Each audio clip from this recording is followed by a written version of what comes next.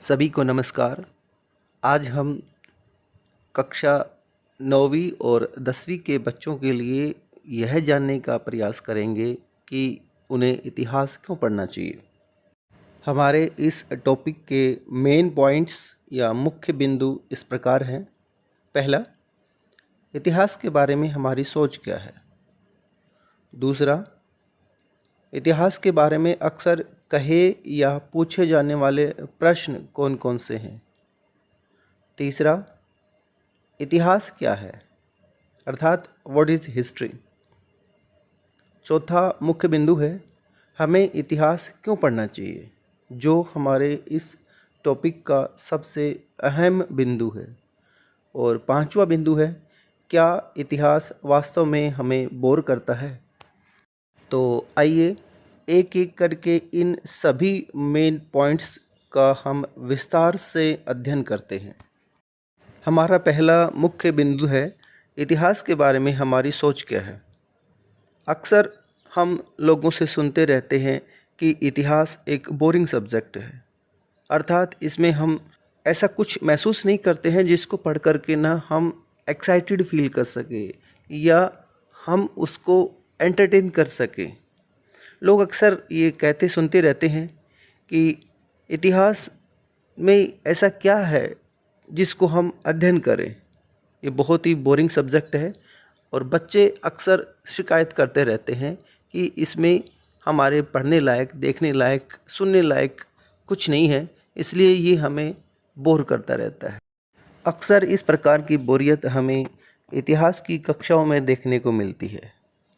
इस पिक्चर को आप देखिए कि अध्यापक पढ़ा रहा है और पीछे बच्चे नींद ले रहे हैं या आपस में कानाफूसी कर रहे हैं। इस तरह की बातें जब हम इतिहास के बारे में सुनते हैं तो हमारी सोच धीरे धीरे उसी प्रकार की बनने लगती है कि इतिहास वाकई एक बहुत ही बोरिंग सब्जेक्ट है और इसमें ऐसा कुछ नहीं है जिसके बारे में हमें बहुत ज़्यादा उत्सुकता देखने को मिलती है। इतिहास के बारे में हमारी सोच बनती है, उसके पीछे एक और भी कारण देखने को मिलता है। अक्सर यह देखने को मिलता है कि इतिहास में पुरानी बातों का ही अध्ययन किया जाता है, या दूसरे शब्दों में कहें कि इतिहास तो पुरानी बातों की कहानी है जिसमें वर्तमान से उसका कोई किसी प्रकार का संबंध नहीं है। और जो चीज़ वर्तमान से संबंधित नहीं है, पुरानी चीज़ है, उसको आज हम क्यों याद रखें। क्योंकि अधिकतर जो मानसिकता है पढ़ने पढ़ाने वालों की, वो नफ़ा नुकसान या लॉस प्रॉफिट के बारे में ही ज़्यादा चिंतन करते हैं। इसलिए इतिहास को हम यही मान लें कि ये पुरानी बातें हैं और यही हमारी सोच इतिहास के बारे में ऐसे बनती है, तो डेफिनेटली इतिहास हमें नया कुछ नहीं बता पाएगा। केवल इतना ही नहीं है कि इतिहास पुरानी बातों की कहानी है, अक्सर इसमें यह बताया जाता है कि राजाओं महाराजाओं की आपसी लड़ाइयों, उनकी मारकाट, गद्दी के लिए अर्थात सिंहासन के लिए उनकी आपस में एक दूसरे के खिलाफ लड़ी जाने वाली लड़ाइयों की बकवास सी कहानी है। कई बार तो ये भी कहा जाता है या सुनने को मिलता है कि इतिहास तो गड़े मुर्दों की कहानी है, अर्थात जो मर गए हैं उन्हीं की बातें हैं और जो मर गए हैं उन्हीं के बारे में बात करने का आज किसी के पास समय नहीं है। ये सारे बिंदु हमें इतिहास के बारे में हमारी सोच को बनाने में अहम भूमिका निभाते हैं। प्यारे बच्चों, अब हम हमारे इस टॉपिक के दूसरे बिंदु पर चलते हैं।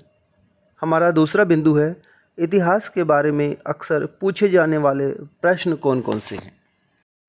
तो देखते हैं पहला प्रश्न क्या है।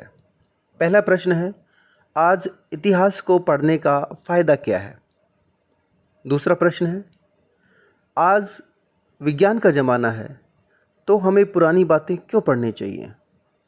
और तीसरा प्रश्न, पुराने समय के लोगों और उनके जीवन को किसने देखा है, तो हम कैसे ये मान लें कि जो कुछ लिखा गया है वो वास्तव में सही है या केवल कल्पना है।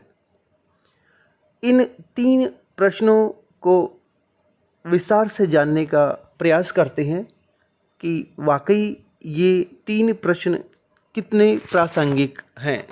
हमारा पहला प्रश्न था कि आज इतिहास को पढ़ने का फ़ायदा क्या है। जब हम किसी भी बात को, वो चाहे इतिहास की बात हो या और किसी भी विषय की हो, जब उसके फ़ायदे नुकसान की बात करते हैं, अर्थात उसका लॉस प्रॉफिट कैलकुलेट करते हैं, तो स्वाभाविक है हम उस विषय की गहराई को नहीं समझ पाते हैं। फ़ायदा नुकसान का मूल्यांकन इस आधार पर किया जाता है कि वर्तमान में उसकी उपयोगिता किस प्रकार की है। आइए दूसरे प्रश्न पे विचार करते हैं। हमारा दूसरा प्रश्न ये था कि आज विज्ञान का ज़माना है तो हमें पुरानी बातें क्यों पढ़नी चाहिए।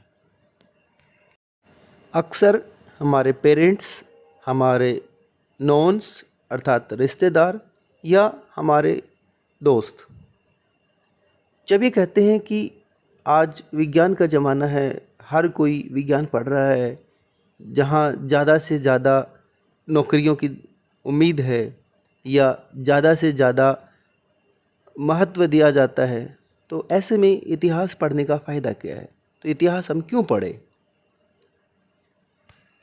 तीसरा और सबसे अहम प्रश्न हमारे सामने अक्सर देखा जाता है या सुना जाता है कि आज हम जो बातें पढ़ रहे हैं वो हज़ारों लाखों करोड़ों सालों पुरानी है, तो हम ये कैसे मान लें कि जो कुछ लिखा गया है वो वास्तव में सही है या कल्पना है। ये प्रश्न बहुत प्रासंगिक है और जब तक इन प्रश्नों का सही उत्तर नहीं मिलता तब तक इतिहास के बारे में हमारी सोच इसी प्रकार की बनी रहेगी। प्रिय विद्यार्थियों, आइए हम अपने अगले पड़ाव की ओर चलते हैं और हमारा तीसरा मुख्य बिंदु है इतिहास क्या है, अर्थात व्हाट इज़ हिस्ट्री। प्यारे बच्चों, जब हम इतिहास की बात करते हैं तो सबसे पहले हमें इसके शाब्दिक अर्थ पर जाना चाहिए। इतिहास 2 शब्दों से मिलकर बना है, इति जमा हास। इन दोनों का विस्तृत अर्थ है ऐसा ही या निश्चित रूप से हुआ था, अर्थात इतिहास का शाब्दिक अर्थ है ऐसा ही और निश्चित रूप से घटने वाली घटनाओं का वर्णन है। दूसरी बात, कोई घटना इतिहास कब बनती है या कोई घटना इतिहास का हिस्सा कब बनती है, इसके लिए 3 प्रमाण होना ज़रूरी है। पहला, पुरातात्विक साक्ष्य, यानी कि जो पुरानी बातें हैं जिसमें पुराने समय की भवनों की बात है, सिक्कों की बात है या पुराने अभिलेखों की कोई बात है, इनके द्वारा उसको सही बताया जाता हो। दूसरा, साहित्यिक स्रोत, अर्थात किताबों के द्वारा, अखबारों के द्वारा या किसी और लिखित साधन के द्वारा उस घटना को सही बता दिया जाता हो। और तीसरा आधार है विदेशी यात्रियों का, अर्थात एक देश से दूसरे देश में आने वाले लोग और उनके द्वारा बताई गई घटनाओं के द्वारा उस घटना को हम सही साबित कर दें। इतिहास क्या है, इस पॉइंट की तीसरी बात है कि इतिहास विशेष घटनाओं का अध्ययन है, अर्थात इसमें सभी प्रकार की घटनाओं का अध्ययन नहीं किया जाता है। इसमें केवल उन्हीं घटनाओं का अध्ययन किया जाता है जिसका असर या प्रभाव ज़्यादा से ज़्यादा क्षेत्र पर, ज़्यादा से ज़्यादा लोगों पर पड़ता है। इसमें सभी प्रकार की घटनाओं को शामिल नहीं किया जाता है। प्यारे बच्चों, 3 अहम बिंदुओं पर विचार करने के बाद हम आगे बढ़ते हैं अपने सबसे अहम मुद्दे पर कि हमें इतिहास क्यों पढ़ना चाहिए। तो एक एक करके हम उन बिंदुओं पर विचार करेंगे जो हमें यह बताते हैं कि इतिहास पढ़ने का आधार क्या है, इतिहास क्यों पढ़ना चाहिए या उसकी उपयोगिता क्या है। इतिहास पढ़ने का पहला कारण है कि इतिहास हर विषय की जननी अर्थात माता है। उदाहरण के लिए आप किसी भी विषय को चुन लीजिएगा, चाहे वो गणित हो, चाहे वो हिंदी हो, चाहे वो और कोई भाषा हो, हर विषय का अपना एक इतिहास होता है जिसको हम उस सब्जेक्ट की बेसिक्स कह सकते हैं या उस सब्जेक्ट का वर्णन कह सकते हैं। और चूँकि हर विषय का अपना एक इतिहास है और उसकी एक विस्तृत गाथा है, यही बात हमें इस बात को प्रेरित करती है कि इतिहास हमें पढ़ना चाहिए। इतिहास पढ़ने का दूसरा कारण है कि इससे हमें अपनी और अपने समकालीन लोगों अर्थात अपने साथ रहने वाले लोगों के जीवन के बारे में विस्तृत जानकारियाँ मिलती है या उनका हमें लाइव एग्जाम्पल्स देखने को मिलता है। उदाहरण के लिए जो हमसे बड़े हैं या हमसे छोटे हैं और हमारे जीवन का खुद जितने भी लोग हैं उन सब के बारे में हमें लाइव एग्जाम्पल्स मिलते हैं, इसलिए इतिहास हमें पढ़ना चाहिए। इतिहास को पढ़ने के लिए या उसकी उपयोगिता बताने के लिए तीसरा कारण है कि इतिहास से हमें जीवन के हर पहलू की जानकारी मिलती है। हर पहलू का मतलब है हमारे सामाजिक जीवन के बारे में, हमारे आर्थिक जीवन के बारे में, हमारे राजनीतिक जीवन के बारे में, हमारे धार्मिक जीवन के बारे में, हमारे सांस्कृतिक जीवन के बारे में। यानी हमें हर प्रकार के पहलू, उसके रूप या उसकी विविधता के बारे में इतिहास जानकारी देता है और यही उसके पढ़ने का कारण बनता है। इतिहास को पढ़ने का चौथा कारण और सबसे अहम कारण जो अक्सर लोग बुराई करते हैं, वही उसका सबसे महत्वपूर्ण कारण है। लोग कहते हैं कि इतिहास में तो पुरानी बातें पढ़ते हैं, गड़े मुर्दे उखाड़ते हैं, मार काट की राजाओं की लड़ाइयों की कहानी पढ़ते हैं। और दूसरे तरीके से इसी बात को अगर देखें तो इतिहास हमें उसकी उपयोगिता बताता है। अर्थात जब से मानव धरती पर पैदा हुआ है तब से लेके आज तक हमारी जितनी भी सफलताएं हैं, जितनी प्रगति है, चाहे वो किसी भी क्षेत्र में हो, चाहे विज्ञान के क्षेत्र में हो, चाहे वो समाज के क्षेत्र में हो, चाहे वो आज़ादी, विचारों, अधिकारों के क्षेत्र पे हो, उन सभी के बारे में और हमारी असफलताओं के बारे में, जहाँ जहाँ हमने कमियाँ देखी है अपने जीवन के बारे में, उन सभी के बारे में इतिहास हमें बताता है।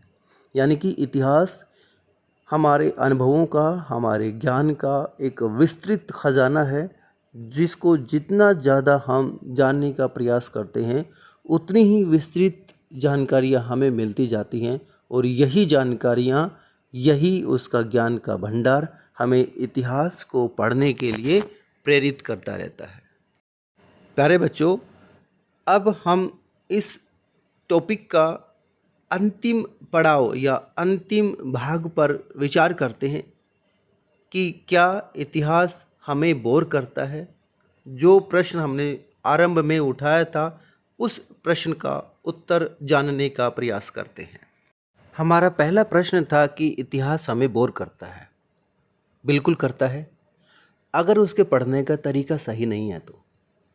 अर्थात हमें इतिहास के पढ़ने का तरीका सही जानना चाहिए। और सही तरीका क्या है? घटनाओं को हम एक दूसरे से जोड़ के पढ़ें। कभी हम किसी एक घटना को पढ़ लेते हैं, कभी किसी दूसरी घटना को पढ़ लेते हैं, कभी किसी तीसरी घटना को पढ़ते हैं और हमें उन तीनों घटनाओं के बीच में आपस में क्या संबंध है ये पता ही नहीं चलता है। इसीलिए इतिहास हमें बोर कर देता है। अगर हम कड़ियों को आपस में जोड़कर पढ़ें तो एक रील हमारे दिमाग में बनेगी, एक पिक्चर हमारे दिमाग में बनेगी और निश्चित तौर पे इतिहास हमें बोर नहीं करेगा। इतिहास को पढ़ने का दूसरा सही तरीका है कि एक कहानी के रूप में इसको पढ़ा जाए। और मैं कुछ फिल्मों का उदाहरण देता हूँ जिसमें बहुत अच्छे तरीके से इतिहास की बात को रखा गया है। जैसे मुग़ल आज़म, जिसमें अकबर और उसके पुत्र सलीम अर्थात जहांगीर के बारे में विस्तृत जानकारियाँ हमें मिलती हैं। दूसरी फिल्म है बाजीराव मस्तानी, जिसमें पेशवा बाजीराव के बारे में विस्तृत जानकारी हमें बहुत ही बढ़िया और एक अलग तरीके से जानने को मिलती है। तीसरी मूवी है जोधा अकबर, जिसमें अकबर के समय की विस्तृत और विभिन्न प्रकार की जानकारियाँ हमें इस मूवी या फिल्म के माध्यम से मिलती हैं। अन्य फिल्म है मोहनजोदड़ो, जो पुराने समय के जो हमारे आरंभिक नगर हैं उनके बारे में विस्तृत जानकारियाँ, किस प्रकार की घटनाएं हैं, वो हमें एक पिक्चर के माध्यम से है। और एक अन्य फिल्म है पद्मावत, जो अलाउद्दीन खिलजी के बारे में हमें जानकारी देता है। तो इस तरह से अगर हम इतिहास को पढ़ें तो बिना किसी बोरियत के, बिना किसी परेशानी के इतिहास हमारी बिल्कुल समझ में आएगा। और डेफिनेटली इतिहास को पढ़ने का हमें फ़ायदा ही फ़ायदा नज़र आएगा। इतिहास को पढ़ने का एक और तरीका भी है, जैसे तारीख़ों और घटनाओं का एक सीक्वेंस बनाया जाए, एक क्रम बनाया जाए, एक रेखा चित्र के द्वारा या फ्लो चार्ट के द्वारा सभी चीज़ों को क्रमबद्धता दी जाए। उदाहरण के लिए हम अपने मानव जीवन का खुद उदाहरण ले सकते हैं। जन्म और मृत्यु के बीच में हमारे जीवन के कई पड़ाव होते हैं, जैसे बचपन है, यौवन है और बुढ़ापा है, और तीनों का एक निश्चित क्रम होता है। ऐसे ही इतिहास की तारीख़ों और घटनाओं को भी अगर हम क्रम से रख कर पढ़ेंगे तो इतिहास वास्तव में हमें एक जीवंत और लाइव सब्जेक्ट लगेगा और किसी भी प्रकार की इसमें बोरियत देखने को नहीं मिलेगी। इतिहास को पढ़ने का चौथा जो सही तरीका है कि हम चीज़ों को रटने का प्रयास ना करें, घटनाओं को रट्टा ना लगाएं कि कौन राजा कब पैदा हुआ था, कौन सी लड़ाई कब लड़ी, कब उसकी मृत्यु हुई, कब उसको गद्दी हासिल हुई, कौन सी उसने घटनाओं को किया है।